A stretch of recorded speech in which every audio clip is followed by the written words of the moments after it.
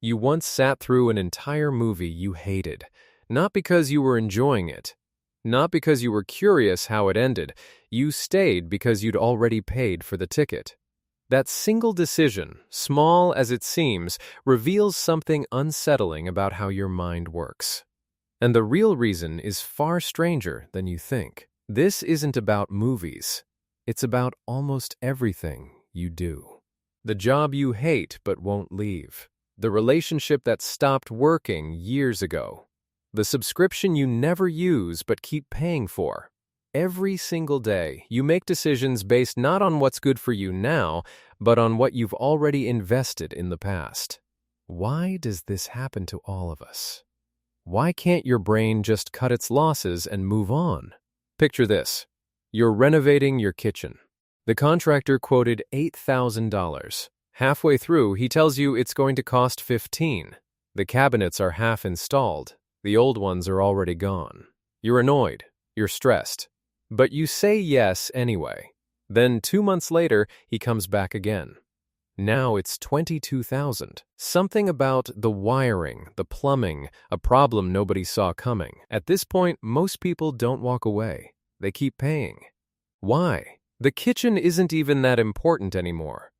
What's important in your mind is that you've already spent so much.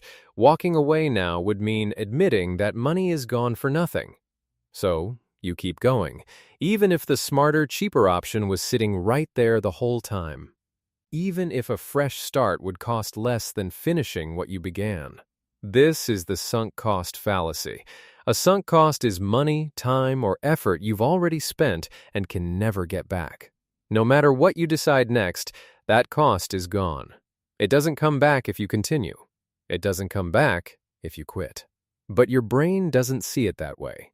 Your brain treats past investment as a reason to keep investing, even when every rational signal says stop. Why would evolution build a mind that does something so illogical? Psychologists Daniel Kahneman and Amos Tversky spent decades trying to answer that question. In the late 1970s, they developed what's known as prospect theory, a framework showing that humans don't evaluate decisions based on logic alone. We evaluate them based on loss and gain, and losses hurt far more than equivalent gains feel good. Losing $100 feels worse than winning $100 feels good. That imbalance is called loss aversion, and it's the emotional engine behind the sunk cost fallacy. Quitting something you've invested in doesn't feel like a smart correction. It feels like admitting a loss, and your brain will do almost anything to avoid that feeling. There's another layer underneath this. Researcher Hal Arkus, working alongside Catherine Bloomer in the early 1980s, ran an experiment that's become a classic in behavioral economics. Participants were told they'd already bought a non-refundable ski trip, then discovered a better ski trip on a different weekend, one they'd actually prefer. Some participants had already paid for the first trip, others hadn't. The people who had already paid were significantly more likely to go on the trip they didn't even want, not because it made them happier, because walking away felt like wasting money, even though the money was already gone either way. Here's the part that should really unsettle you. This isn't just about money. It happens with time. It happens with emotional effort. Think about how long you've stayed in a friendship that quietly stopped feeling good, simply because you've known that person for 10 years. 10 years feels like too much to walk away from. But 10 years is a sunk cost too. It doesn't buy you a better future. It only makes leaving feel harder. Your brain isn't being foolish, though. It's actually trying to protect something. It wants your past decisions to have meant something. Admitting a choice was wrong feels like admitting you were foolish or naive or wasted your own life on the wrong thing.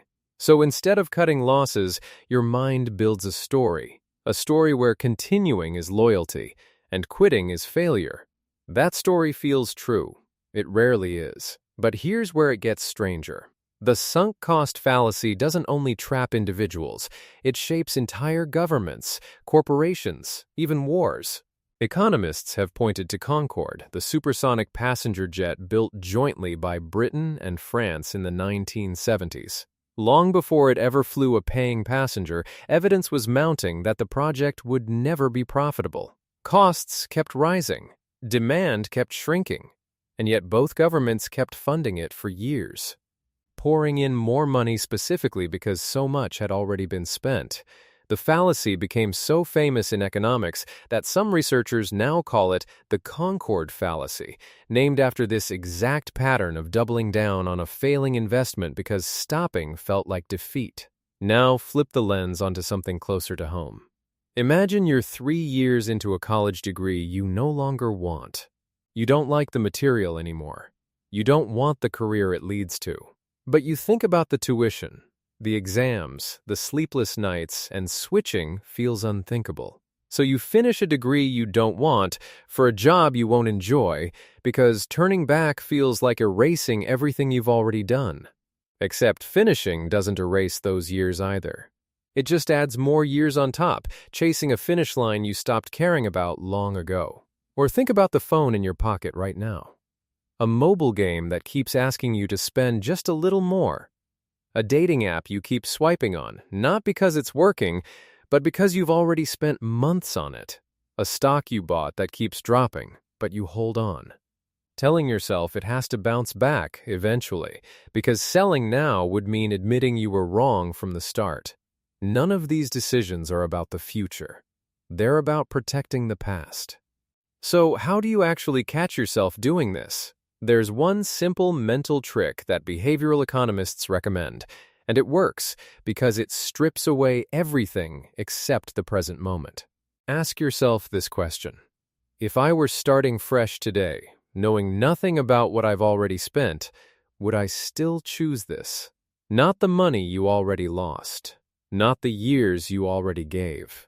Just today, with a blank slate, would you choose this path again? If the answer is no, that's your signal. The sunk cost isn't a reason to continue. It's already gone, no matter what you decide next.